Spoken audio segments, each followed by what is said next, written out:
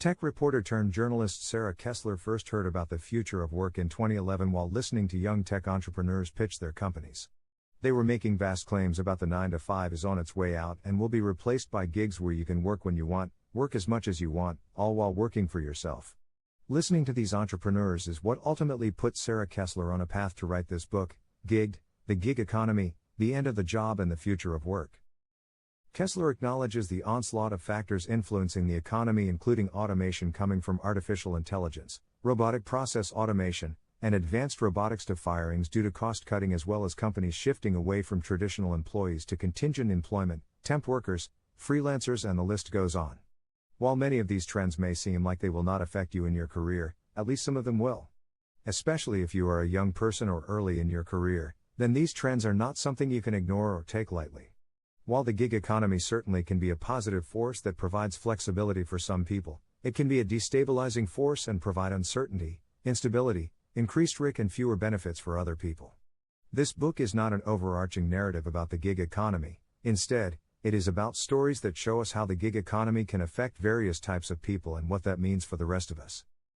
The first company mentioned by name as an example in this book is Uber. The book details how Uber went from a relatively obscure tech startup to one of the most valuable companies in the world. Uber was a company that neither hired its drivers as employees or owned the cars that it uses to facilitate rides for app users. Uber avoided medallions, special license plates, and other extraneous things from government-created systems that wanted to regulate taxi companies. Uber called its drivers independent contractors to avoid claiming them as employees. Employees are required to have coffee breaks and have certain protections under the law. Uber wanted nothing to do with that designation. Uber's independent contractors require no days off, sick days, holiday pay, or other benefits. They also supply their own vehicles, vehicle maintenance, and gas. Kessler draws a comparison between independent contractors and the Never Never Girls from Kelly Girls in the 1970s. Kelly Girls were female temp workers that could be hired to perform various office tasks. In their ad, they were listed as never taking a vacation holiday. Never asks for a raise. Never has a cold, slip disc of loose tooth, not on your time anyway. Never costs you for unemployment taxes and social security payments, none of the paperwork either. Never costs you for fringe benefits, they add up to 30% of every payroll dollar. Never fails to please, if our Kelly Girl employee doesn't work out, you don't pay.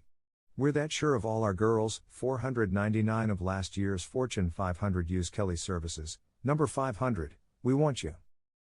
Uber is largely the darling of the gig economy and gained hundreds of millions of dollars in funding and quickly became a multi-billion-dollar company in terms of valuation. The gig economy often offers people the opportunity to earn money, but without shifts or a strict schedule, without a boss, and without limits. The first story Kessler discusses in the book centers around a man named Abe. Abe was initially wary of Uber because he had lost thousands of dollars in get-rich-quick schemes. However, one of his friends referred him to Uber and showed him how it worked. His friend even mentioned that he could make $500 a weekend in profit. At this point in Uber's history, they were marketing aggressively to get new drivers.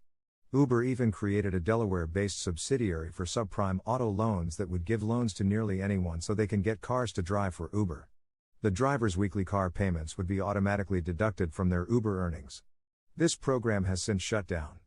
If an interested potential driver submitted their phone number to Uber, they would get text messages claiming they can make $6,000 their first month guaranteed. Or they have special renting and leasing opportunities available. His friend's recommendation, coupled with the promised freedom of being an entrepreneur, led Abe to join Uber as a driver. As he began getting more and more customers, he began to think maybe Uber is not a scam at all. The next story is about a man named Curtis who worked at a desktop that he hated.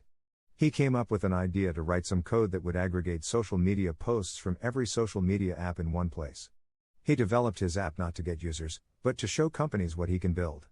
He finished his app and began to look at job listings to see which company may have a use for his talents. He applied to Google, but failed the interview and did not make it any farther. He saw a listing for Gigster, which was looking for independent contractors to work on various projects. Their interview was much more straightforward than Google's, and Curtis nailed it and began working at Gigster. He quit his boring office job and joined the gig economy. For Curtis and Abe, the gig economy provided an opportunity to earn money on their own schedule. But the gig economy does not treat everyone the same. The next story revolves around a mother in Toronto, Canada, named Christy. She did not have a college degree or high school diploma.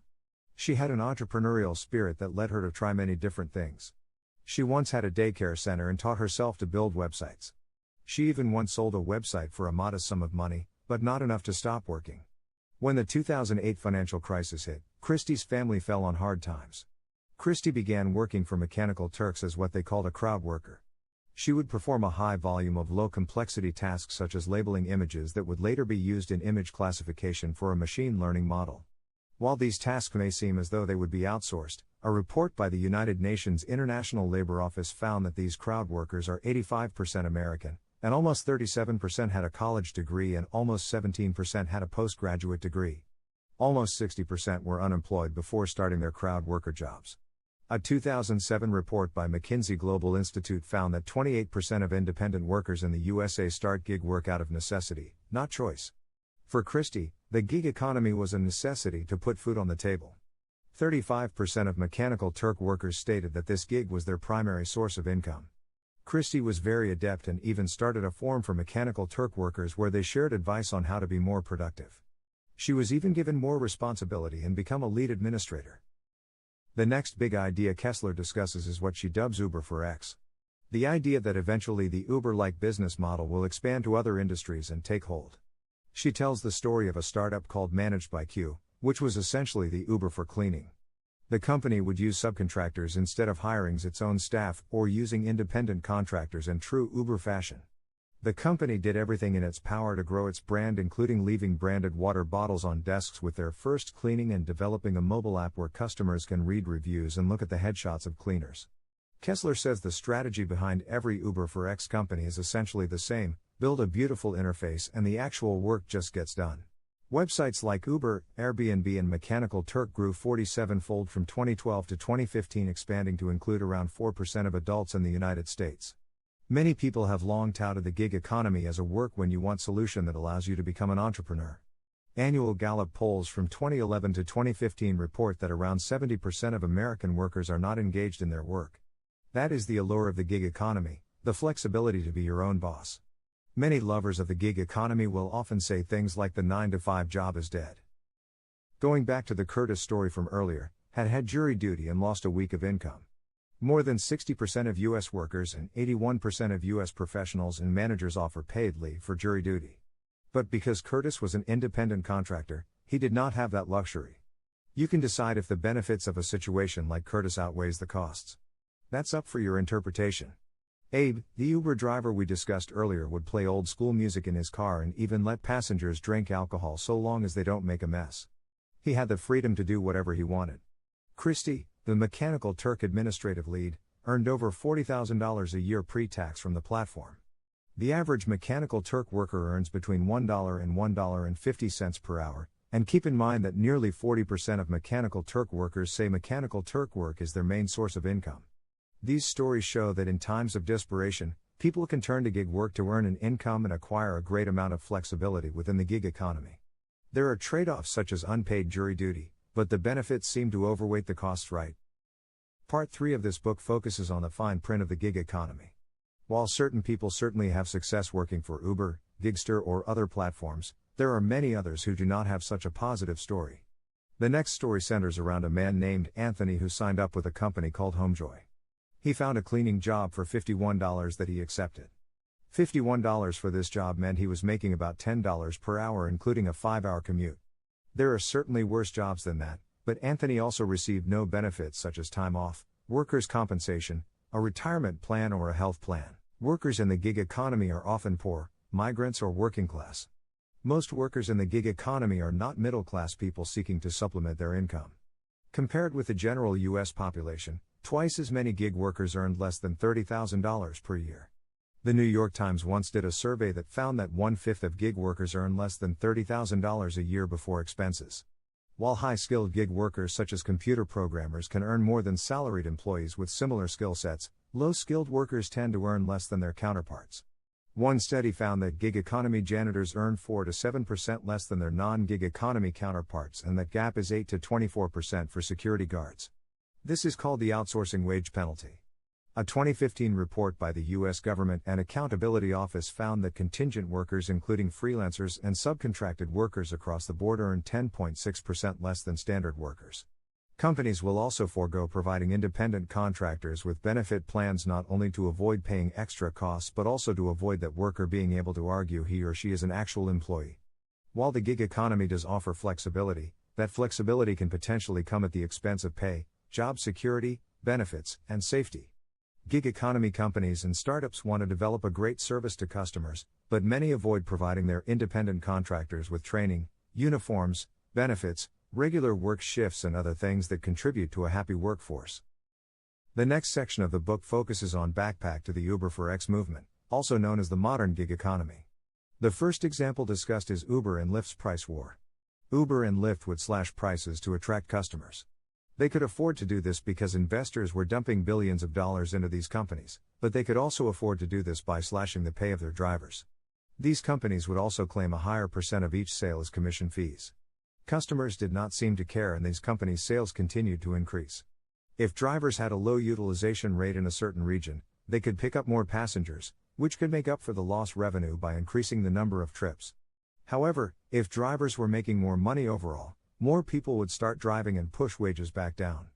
In order for overall driver compensation to increase when per trip payments were decreasing, there would have to be flat supply curve, meaning supply is unresponsive to price changes, and a steep demand curve, meaning demand is very responsive to price changes.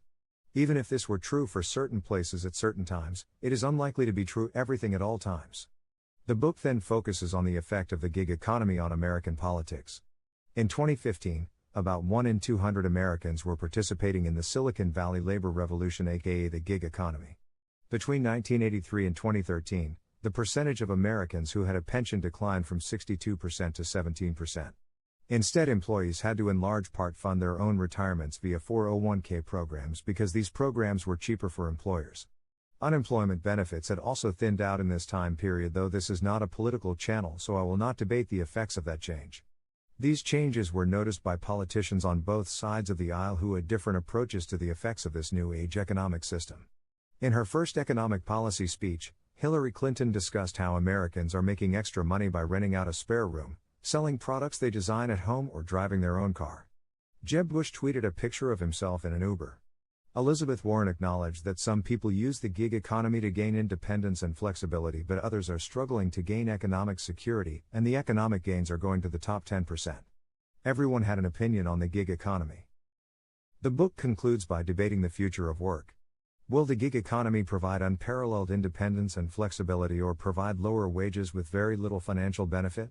Will the gig economy rebrand to the frictionless economy or something else? Does the gig economy exploit workers to create mega-rich tech billionaires? What is the future of contract work and freelancing?